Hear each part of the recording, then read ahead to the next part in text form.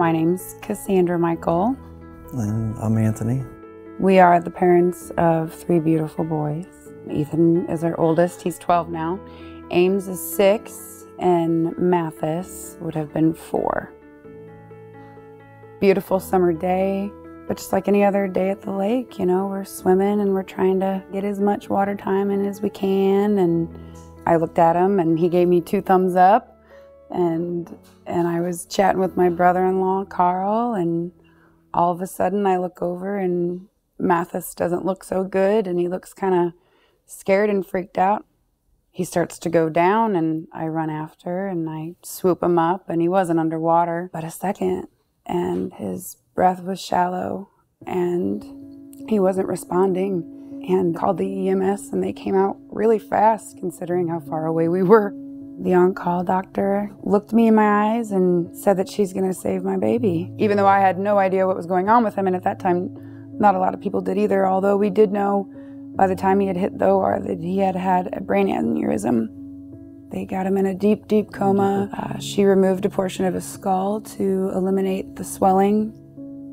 We had slept on the bench of the pediatric ICU for 2 nights, and the nurses had already offered to get us down to the Ronald McDonald House the first day. And then after surgery, Mathis could not be around any stimulants, no light, no sounds. So we had to get out, and we weren't comfortable with staying just because we didn't want to further hurt our son. So when it was time for us to check in, we walk from a hospital into like a 5-star hotel. And we come in and they give us a key, and we have toothbrushes, a hot shower, everything. Deodorant and towels that didn't smell like a hospital room. Super comfortable bed. The house provided us a place to process life. To decompress. To decompress. I think the biggest thing for me was the ability to be a mother in a setting that wasn't my home.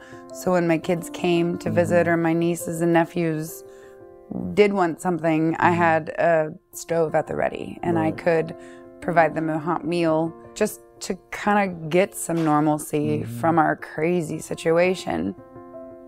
It was a night that everybody was gone, and I went up to Mathis's room alone, and I just talked to God. And I remember looking at my son's numbers on the screen and then looking at his head. From here down, he's perfect. And I looked at him as though he was the miracle. And I am his mother, and I gave birth to him. But in that moment, I felt as if he was never mine. And he came from heaven, and that's where he'll go back to. And he was a gift from God.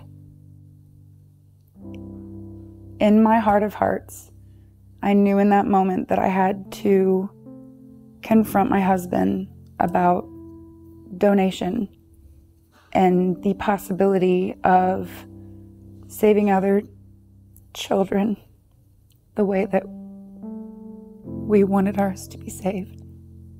I felt a duty as a mother. I felt an obligation as a Christian to represent the gift of life as best as we could.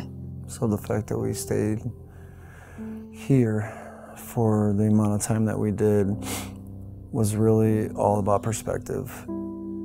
So we thought that the silver lining in all this would be that our little boy was a hero. And his heart beats today in a little girl. And his left kidney went to a man in 50s. He's a father. And then so the right kidney also went to a woman in her 50s. 60s. Yeah. It was the longest 2 weeks of her life. Yeah.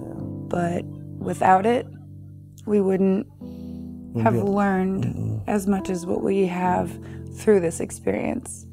And after losing our 3-year-old son, we've never been so much on fire for Jesus in our whole life. So it's our goal to do this with grace. But just to know that the little bit of donations that I've given over the years at the drive-through window would go to something like this. And that's one of the main reasons why we want to share our story. Anything we ever needed, y'all were right there.